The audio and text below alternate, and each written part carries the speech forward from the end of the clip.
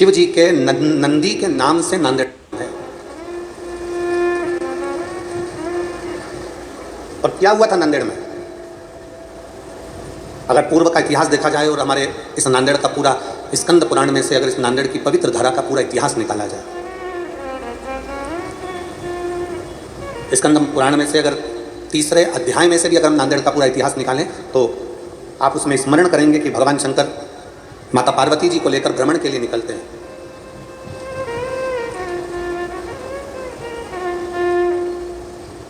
ऐसी कोई भूमि नहीं जहां शिव नहीं, ऐसा कोई स्थान नहीं जहां शंकर नहीं। मेरे ओघड़दानी मेरे भगवान शंकर माता पार्वती जी को नंदी पर लेकर जब भ्रमण के लिए निकले, भ्रमण करते करते माता गंगा जी ने उनका सत्कार किया। और माँ गंगा जी ने जब सत्कार किया और माँ गंगा जी ने सत्कार कर भगवान शंकर को थोड़ी देर के लिए अपने नजदीक में विराजमान करा। शिव जी काशी में नीलकंठ में गंगा जी के घाट पर विराजित हुए। अब इन्हीं गंगा मैया ने माँ गोदावरी को एक वचन दिया था। इन्हीं गंगा मैया ने माँ गोदावरी को एक वचन दिया था कि गोदावरी, मैंने भी तप करा और पार्वती ने भी तप करा, पर हो सकता है कि मेरे तप में थोड़ी सी कमी रह गई हो। तो गंगा जी कहती हैं कि मैं शंकर भगवान की अर्धांगिनी नहीं बन पाई। पार्वती जी अर्धांगिनी बन गई, पर मैं गंगा शिव जी की अर्धांगिनी नहीं बन पाई। पर मेरे महादेव ने मुझे बहुत सम्मान दिया। मेरे महादेव ने सम्मान ऐसा दिया कि मुझसे कहा, गंगा पार्वती मेरी अर्धांगिनी जरूर बन गई, पार्वती मेरी धर्म पत्नी जरूर बन गई, पार्वती मेरी पत्नी बनकर मेरे बाजू में, मेरे लेफ्ट हैंड में, मेरे साइड में, मेरे साथ में बैठेगी। पार्वती मेरे साथ बैठेगी, मेरे बाजू में बैठेगी, मेरे पास में बैठेगी। और गंगा, तूने पार्वती से कम तप नहीं किया, तूने पार्वती से कम साधना नहीं करी। मैं भले तुझसे विवाह ना करूं, पर गंगा इतना जरूर याद रखना कि पार्वती मेरी अर्धांगिनी होकर मेरे पास बैठेगी, पर तेरे तप बल से तू मेरे मस्तक पर बैठेगी, तू मेरे सिर पर, मेरे मस्तिष्क पर विराजमान। और गंगा भगवान शंकर के मस्तक पर विराजमान हुई। तब माता गंगा ने भगवान शंकर से निवेदन किया था कि मेरे तप करने में, मेरी साधना में,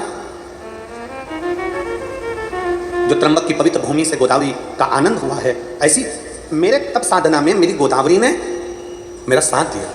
इसलिए आपसे निवेदन है, कभी मौका मिल जाए तो एक क्षण, एक पल गोदावरी के तट पर जाकर माता गोदावरी को भी आप अपने ज्ञान के अमृत से, जैसे पार्वती को अमरनाथ जी की गुफा में आपने ज्ञान दिया, मुझे नीलकंठ की भूमि से आपने मुझे ज्ञान दिया, जैसे अनसुईया को काशी में आपने ज्ञान दिया, ऐसा गोदावरी को भी किसी स्थान पर बैठकर ज्ञान प्रदान करना। तब भगवान शंकर ने माँ गंगा को वचन दिया और गंगा का वचन इसी गोदावरी के तट पर अपने नंदी को एक ओर बिठाकर भगवान शंकर ने इस नांदेड़ की पवित्र धरा पर भगवान शिव ने माँ गोदावरी को ज्ञानोपदेश किया।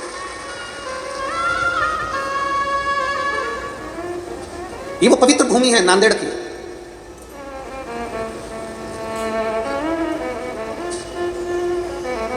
जिस भूमि पर माँ गोदावरी के तट पर अगर एक क्षण के लिए भी कोई शंकर का नाम का स्मरण करता है, शिव नाम का उच्चारण करता है, तो उसकी जिंदगी सार्थक होती है। और कितने भाग्यशाली हैं आप लोग, लाखों की संख्या में आप लोग पहुंचे हैं। आज कथा का पहला दिवस है, प्रथम दिवस।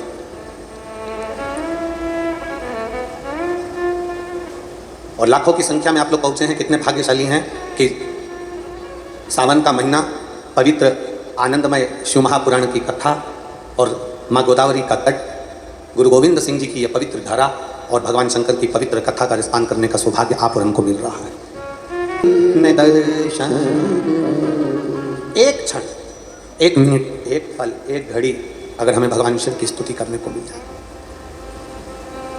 बहुत उत्तम। फिर कहेंगे 3 घंटे की कथा में से, 2.5 घंटे की कथा में से 2.5 मिनट शिव को देना। बैठो 2.5 घंटे, बैठो 3 घंटे, पर एक क्षण अपना निकालकर भगवान को प्रदान करिए। एक क्षण।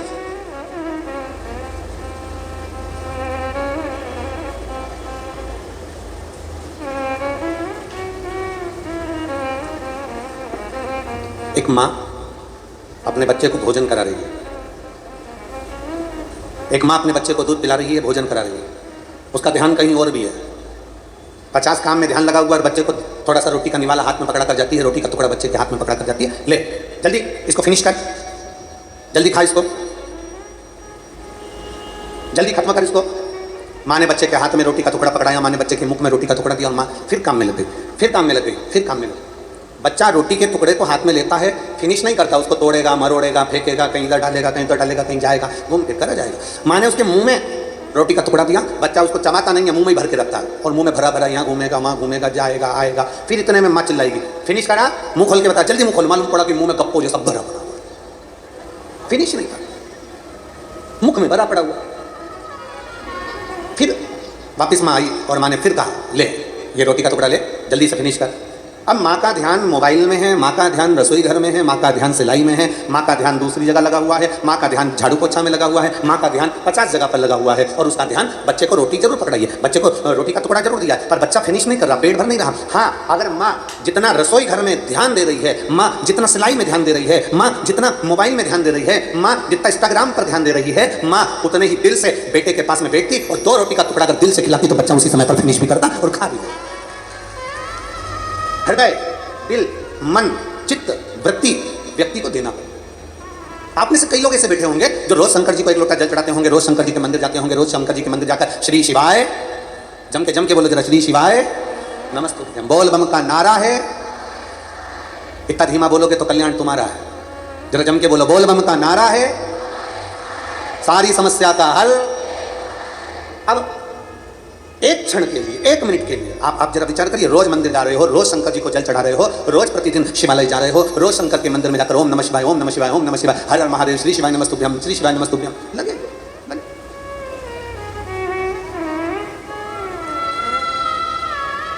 प्रतिदिन लगे। अब जरा विचार करना, तुम्हारी एक पड़ोसन शंकर जी का पशुपति व्रत करी, शंकर जी के मंदिर गई, शंकर जी को जल चढ़ाया और बाबा ने उसकी तुरंत सुनी और बाबा ने उसका भंडार भर दिया। अब तुम रोज मंदिर जा रहे हो, रोज झाड़ू भी लगा रहे हो, रोज सेवा भी कर रहे हो, फिर भी नहीं सुन रहा, फिर भी नहीं सुन रहा। क्यों नहीं सुन रहा?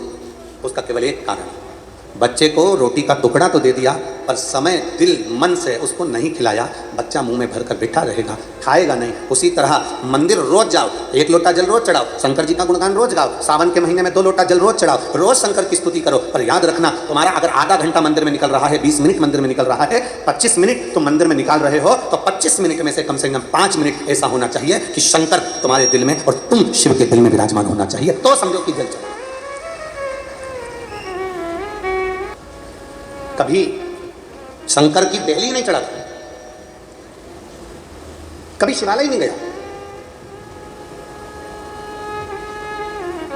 और ये बहुत समझने वाला विषय है महाराज जी। मेरी नांदेड़ की जीजियों से निवेदन है और जितने मेरे जीजा बैठे हैं इनसे भी निवेदन है, और जितना मेरी बेटी बेटा बैठे हैं इनसे भी निवेदन है। शिव के शिवालय में, शंकर के मंदिर में, शंकर की चौखट पर व्यक्ति ऐसे ही नहीं पहुंचता। शिव महापुराण में कोई ऐसे ही नहीं पहुंचता। यहाँ जितने शिव महापुराण की कथा में बैठे हैं, पंडाल के बाहर हो, पंडाल के पीछे, पंडाल में तो कहीं जगह है नहीं, पर पंडाल के बाहर धूप में जहाँ लोग बैठे हुए हैं, अपना अपना चादर लगाकर, अपना छाता लगाकर, अपनी पानी की बोतल रखकर, जहाँ जहाँ लोग बैठे हुए हैं, जितनी जितनी जगह बैठे हुए, शिव महापुराण में कोई ऐसे ही नहीं पहुँचता। शिवालय में अगर जल चढ़ाने के लिए जा रहे हो, शंकर के मंदिर में जा रहे हो, शिव महापुराण की कथा में जा रहे हो, शंकर की चौखट पर जा रहे हो, 2 ज्योतिर्लिंग पर जा रहे हो, शंकर के शिवालय में, शंकर के मंदिर में जा रहे हो, भगवान शंकर की पवित्र कथा शिव महापुराण में जा रहे हो, तुम्हारी सामर्थ्यता नहीं है कि तुम मंदिर में चले जाओ, तुम्हारी सामर्थ्यता नहीं है कि तुम शिवालय में चले जाओ, तुम्हारी सामर्थ्यता नहीं है कि तुम शिव महापुराण की कथा में चले जाओ। वो तो मेरे देवाधिदेव महादेव ने तुम्हारे भाग्य में लिख कर रखा होगा तो तुम शिवालय जाओगे, तुम शिव महापुराण की कथा में जाओगे, उसने लिखा होगा। तो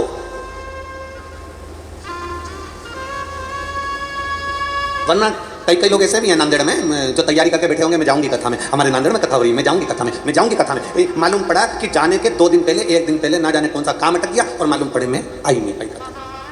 तो वो गीत है ना, शादी की सारी तैयारी रह जाती, मानो हमारा एहसान कि दूल्हे ने हाँ भर दी, वो वाला हाल है कि अगर कथा चालू होने वाले दिन तुम पंडाल में पहुंच जाओ, पहुंचने के बाद बड़े प्रसन्न चित्त में एक स्माइल भोलेनाथ को जरूर देना कि तुझे धन्यवाद कि तुम मुझे बुला लिया। ये यही करता है। कभी कभी जरूरी नहीं है कि तुम सेल्फी किसी के साथ लो, सेल्फी का मतलब है अपन और महादेव, बस वो होना चाहिए। दुनिया के लोगों को लग रहा है कि ये अकेली की फोटो है, अकेली की, पर नहीं। कथा के पंडाल में, भगवान शंकर की कथा में, शिवालय में व्यक्ति कभी अकेला नहीं होता, भगवान शंकर उसके साथ कदम से कदम मिलाकर चलते हैं। अकेले का फोटो भी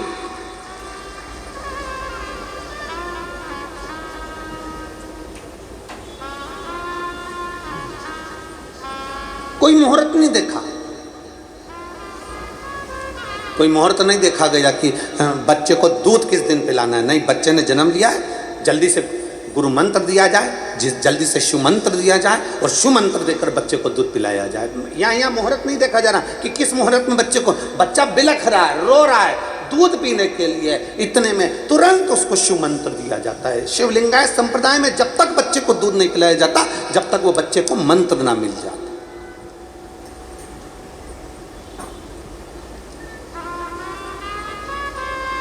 अब बच्चा बिलख रहा है और कोई सोचे कि नहीं आज का मुहूर्त अच्छा नहीं है, कल बच्चे को दूध पिलाएंगे, कल बच्चे को मंत्र दिया जाएगा और कल उसको दूध पिला ना।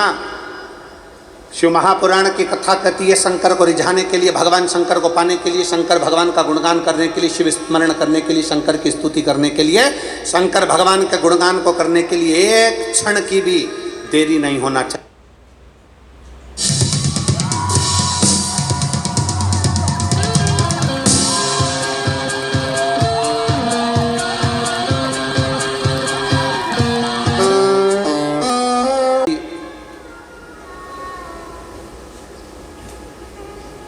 कथा के बीच में जन्माष्टमी भी पड़ेगी, बोलो तो सही है, पड़ेगी ना जन्माष्टमी, कथा के बीच में ही पड़ेगी जन्माष्टमी। और भगवान कृष्ण का महोत्सव लोग मनाएंगे, जन्माष्टमी भी मनाएंगे, आप और हम भी मनाएंगे, खूब जन्मोत्सव भी हो, पड़ेगी। पर क्या श्रीमद् भागवत कथा कहती है क्या भगवान कृष्ण का जन्म केवल जन्मोत्सव एक ही दिन मनाना चाहिए? श्रीमद् भागवत कथा में वेद व्यास जी वर्णन करते हैं, सुखदेव जी महाराज राजा परीक्षित से कहते हैं कि भगवान कृष्ण का जन्मोत्सव तो अपने दिल में रोज मनना चाहिए कि आज मेरा कृष्ण मेरे हृदय में प्रकट हुआ है, आज मेरा कृष्ण मेरे हृदय में प्रकट हुआ है, आज मेरा कृष्ण मेरे नगर में प्रकट हुआ है, आज मेरा कृष्ण मेरी रोमावली में प्रकट हुआ है, आज मेरा कृष्ण मेरी चित्तवृत्ति में प्रकट हुआ है, आज मेरा कृष्ण मेरे नैनों में प्रकट हुआ है, आज मेरा कृष्ण मेरी श्रवण शक्ति में प्रकट हुआ है, आज मेरा कृष्ण मेरी श्वासों में प्रकट हुआ है, आज मेरा कृष्ण मेरे हृदय में, मेरे चित्त में, मेरी वृत्ति में प्रकट हुआ। केवल साल में एक दिन भगवान कृष्ण का जन्मोत्सव नहीं, रोज प्रतिदिन अपने भीतर भगवान के प्रागट्य का जन्मोत्सव होना चाहिए। उसी तरह लोग कहते हैं कि सावन का महीना है तो मुझे मंदिर जाना है, सावन का महीना है तो मुझे त्रिपुंड लगाना है, सावन का महीना है तो मुझे शंकर का गुणगान करना है। ना, प्रतिदिन, प्रत्येक घड़ी, प्रत्येक पल, प्रत्येक क्षण भगवान शिव को समर्पित होना चाहिए, प्रत्येक पल।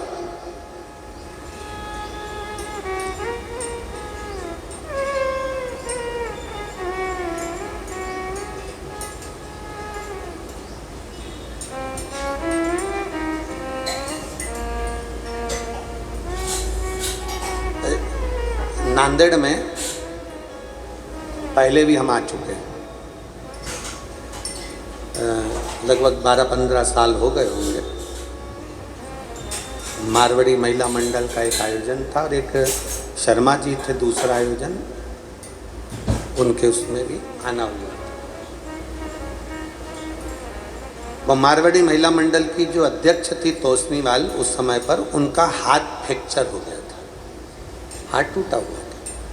अब वो हमसे कहीं कि गुरुजी हमारा तो हाथ टूटा हुआ है और लोग हंसेंगे, हम कैसे कथा का स्मरण करेंगे, हम कैसे। तो हमने कहा कथा टूटे हुए हाथ से थोड़ी ना होती है, कथा तो जुड़े हुए दिल से होती है, दिल जुड़ना चाहिए तो कथा का अस्तित्व अपने आप प्रकट होंगे, अपने आप प्रकट। दिल जुड़े, मन जुड़े, चित्तवृत्ति जुड़े, और जब दिल जुड़ जाए, एक पत्र है, सब साथ में बोलिए, मेरे बाबा दया करना, मैं तेरे भरोसे, भोले बाबा दया करना, तेरे भरोसे, ना घर के भरोसे हूँ, ना परिवार के भरोसे ना घर के भरोसे ना परिवार के भरोसे मेरे बाबा दया करना मैं तेरे भरोसे भोले बाबा दया करना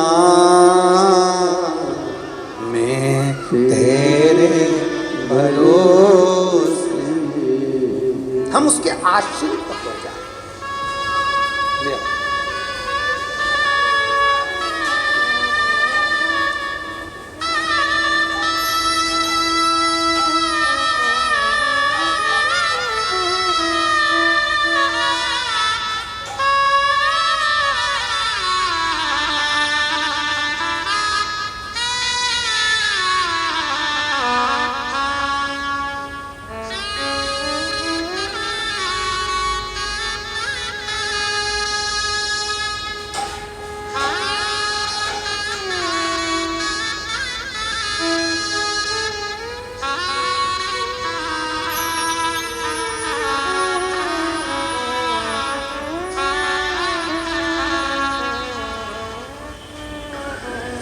डॉक्टर ने बोल दिया था एक की नाक नहीं है, चेहरा नहीं है, और दूसरे की आहार नली, श्वास नली। देखा, शिव तत्व में हम उसके आश्रित हो जाए, हम उसके आश्रित।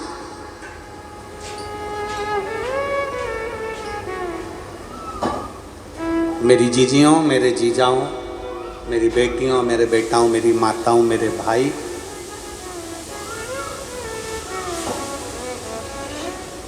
एक लोटा जल अगर शंकर के मंदिर में चढ़ा रहे हो तो वो खाली नहीं जा सकता, जाएगा ही नहीं खाली। शिव का चढ़ा जल कभी खाली नहीं जाता, शंकर का लिया गया नाम कभी खाली नहीं जाता, शिव का किया गया भजन कभी खाली नहीं जाता, कभी नहीं। केवल उसको जपने वाला चाहिए। इसीलिए फिर निवेदन, शिव के सिवा कहीं दिल ना लगाना, शिव के सिवा कहीं दिल ना, वरना पड़ेगा तुझे आंसू बहाना, वरना पड़ेगा तुझे आंसू बहाना।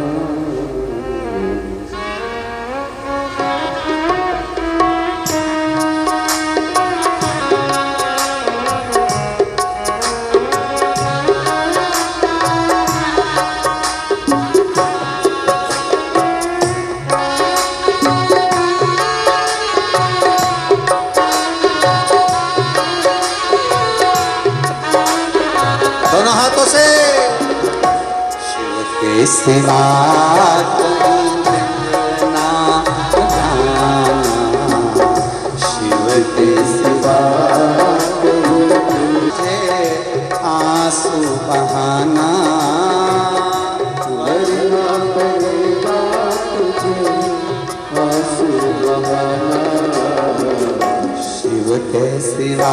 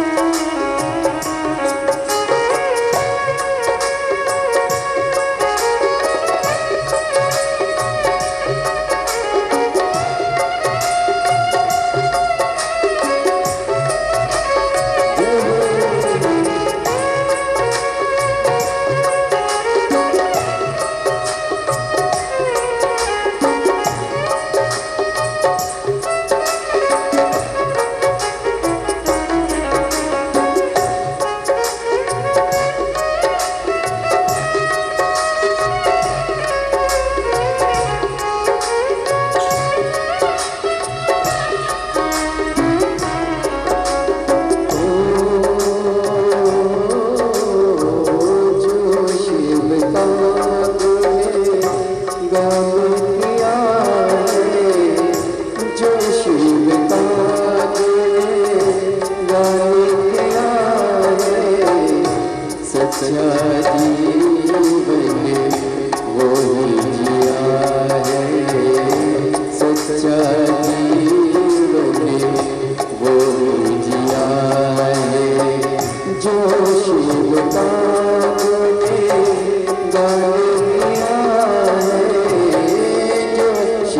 सावन का महीना आया, लोगों ने बेलपत्री और फूल भगवान को चढ़ाना प्रारंभ करना।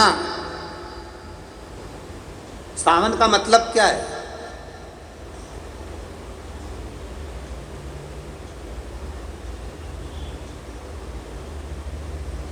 सावन का मतलब क्या है? संसार के प्रत्येक क्षण में, संसार के प्रत्येक पल में, संसार के प्रत्येक घड़ी में, संसार के प्रत्येक पल घड़ी में, हर समय, हर नक्षत्र में तू प्रभु का बन जा, भगवान शंकर का बन जा। प्रत्येक घड़ी में, प्रत्येक पल। शिव का भक्त कभी किसी मुहूर्त का इंतजार नहीं करता। शिव का भक्त कभी किसी मुहूर्त का इंतजार नहीं करता। इसलिए आज भी शिवलिंगायत संप्रदाय के अंतर्गत, अगर यहाँ पर कोई शिवलिंगायत संप्रदाय के अगर कोई बैठे होंगे तो उनको मालूम होगा, शिवलिंगायत संप्रदाय के अंतर्गत आज भी बच्चा जन्म लेता है और जन्म लिए बच्चे के कान में शिव मंत्र दिया जाता है, तब जाकर माँ उस बच्चे को दूध पिलाती है। आज भी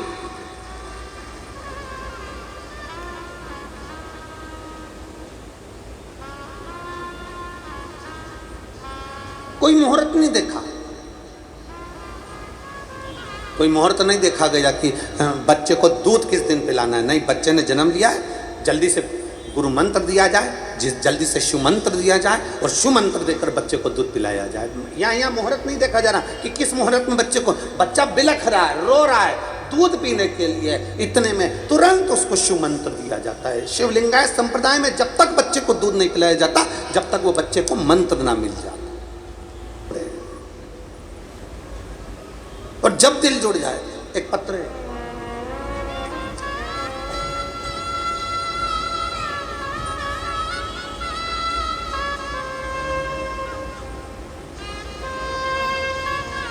अरुणा सो अरुणा गंगाधर यदुल्ले, मैं छत्रपति संभाजी नगर महाराष्ट्र की रहने वाली हूँ। नांदेड़ में शिव महापुराण कथा के लिए यहाँ मेरा परिवार भी है। गुरुदेव संपूर्ण नांदेड़ और छत्रपति संभाजी नगर की ओर से आपको ये राखी भेज रही हूँ। बहुत बड़ी है, परंतु संपूर्ण छत्रपति संभाजी नगर और नांदेड़ वालों की ओर से रक्षा सूत्र भेज रही हूँ।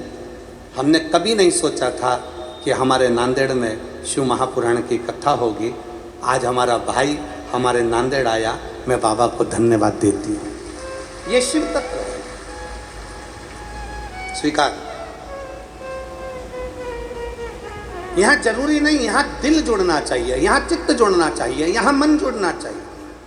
शंकर के मंदिर में जब भी जाओ, एक तुम रोज लोटा भर के जल लेकर जाते हो और बाबा के दरवाजे जाते हो और फिर भी कहो कि मेरा बाबा सुन नहीं रहा, मेरा बाबा सुन नहीं रहा, मेरा बाबा सुन नहीं रहा। तुम्हें लग रहा है कि बाबा नहीं सुन रहा। बाबा क्यों नहीं सुन रहा? क्योंकि तुम्हारा दिल रम नहीं पाया, तुम्हारा चित्त शिव में रमा नहीं, अभी रमा नहीं।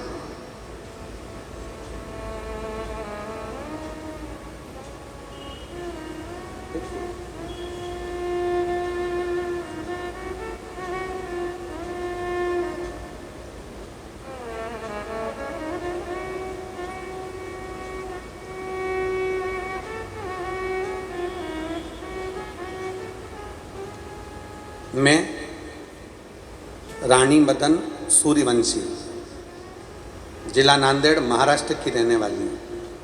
कहीं बैठी हो तो हाथ हिलाइएगा। मैं रानी मदन सूर्यवंशी, कहीं बैठी हो तो हाथ हिलाइएगा।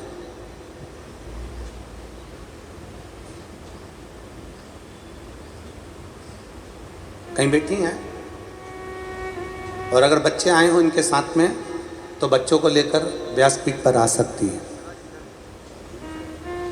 हाथ हिलाओ एक बार। कहाँ बैठी हैं? उधर साइड में बैठी हैं क्या? अच्छा ठीक है, तो उनको भेज दीजिए मंच पर। कैमरे वाले के कैच में आ रही हो तो देखो, आ रही हैं कैच में, ठीक है। मैं रानी मदन सूर्यवंशी, अगर बच्चों को लाई हो तो व्यासपीठ पर ला सकती है। जिला नांदेड़ महाराष्ट्र की रहने वाली हूँ गुरुदेव। मैं बाबा के एक लोटे जल का क्या वर्णन करूं। जब परवणी में कथा थी तब से हमने टीवी पर कथा सुनना चालू किया। उस दिन से मेरी सासू माँ रोज शिव जी पर मुझसे जल चढ़वाती और बेलपत्र चढ़वाती। मेरी सासू माँ के कहने पर मैंने पशुपति व्रत किया। कई साल शादी के निकल गए थे पर संतान का सुख नहीं था। बाबा को रोज जल चढ़ाती, रोज बेलपत्र चढ़ाती, और बाबा की ऐसी कृपा हुई कि जल चढ़ाने का और बेलपत्र का कोई मुझसे पूछे तो मेरा गर्भ ठहर गया और मेरे गर्भ में 2 जुड़वा बच्चे आ गए। अब गर्भ में 2 जुड़वा बच्चे तो आ गए गुरुदेव। जब तीसरे नंबर की सोनोग्राफी हुई और तीसरे नंबर की सोनोग्राफी में पता चला कि एक बच्चे की नाक की हड्डी नहीं है और दूसरा जो बच्चा है उसकी आहार नलिका नहीं। बड़ा दुख हुआ। सासू से हमने कहा कि डॉक्टर कह रहा है कि इन दोनों बच्चों को बाहर निकाल दो, दोनों बच्चों को निकाल दिया जाए, ये बच्चे अच्छे नहीं हैं। अब हमारी सासू कहती है कि तेरा दिल क्या कहता है ये बता। हमने हमारी सासू से कहा कि वो सियोर वाला महाराज इतना छाती ठोक कर कहता है कि शंकर पर चढ़ाया हुआ जल कभी खाली नहीं जाता, तो मुझे विश्वास है कि मेरा महादेव दोनों बच्चों को अच्छा रखे। तीसरे महीने की रिपोर्ट में सारी रिपोर्ट गलत आई, चौथे महीने की 5वें महीने की रिपोर्ट भी बेकार आई, 7वें महीने की रिपोर्ट आई तो 7वें महीने की रिपोर्ट में आया कि एक बच्चे की नाक की हड्डी नहीं और चेहरे की हड्डी नहीं और दूसरे बच्चे की अन्न नलिका, श्वास नलिका काम नहीं कर रही है और बच्चा पूर्ण तरह से बेकार। 7वें महीने की रिपोर्ट में जब ये सब आ गया, बड़ा दिल दुखा। मैं हॉस्पिटल से सोनोग्राफी कराकर रोते रोते घर आ गया। डॉक्टरों ने कुछ का कुछ बता दिया, अब करें तो करें क्या करा जाए। तब मेरे पड़ोस की आंटी ने कहा कि शंकर का चढ़ाया जल पीना चालू कर दे। शिव जी के मंदिर का जल चढ़ा हुआ पीना चालू करा और बाबा का गुणगान करना प्रारंभ करा। टीवी के सामने बैठती, शिव महापुराण की कथा सुनती। 7वां महीना निकल गया, 8वां महीना निकल गया। अब जब तकलीफ उत्पन्न होने लगी तब हम ऑपरेशन के लिए डॉक्टर के पास गए। डॉक्टर ने कहा तुम्हें इन बच्चों को तो पहले निकाल देना था, ये बच्चे दोनों बेकार हैं। जब 30 जून 2023 को मेरे बच्चों ने जन्म लिया तब डॉक्टर ने उनका चेकअप कर कर कहा दोनों बच्चे स्वस्थ हैं और दोनों अच्छे हैं। 30 जून 2023 के दिन मेरे घर में 2 पुत्रों ने, 2 जुड़वा पुत्रों ने जन्म लिया और बाबा की कृपा से डॉक्टर कहते हैं कि दोनों सही सलामत हैं। ये शिव तत्व है, ये उखड़ी है। इन बच्चों का फोटो भी पीछे लगाया गया, आप लोग एलईडी के माध्यम से देख रहे हैं। दोनों पुत्रों का, दोनों बच्चे स्वस्थ हैं। ये शिव भक्ति और एक उपासना, एक आराधना शिव के।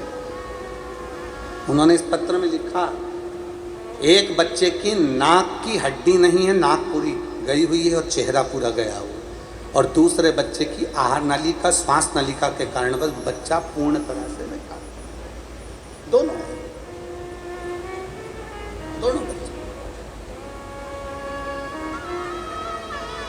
अब हम जब उसका भरोसा लेकर चले, हम जब उसका विश्वास लेकर चले, हम जब उसकी दृढ़ता लेकर चले, तो क्यों ना स्वीकार करें। सब गाइए, सब साथ में बोलिए, मेरे बाबा दया करना, मैं तेरे भरोसे, भोले बाबा दया करना,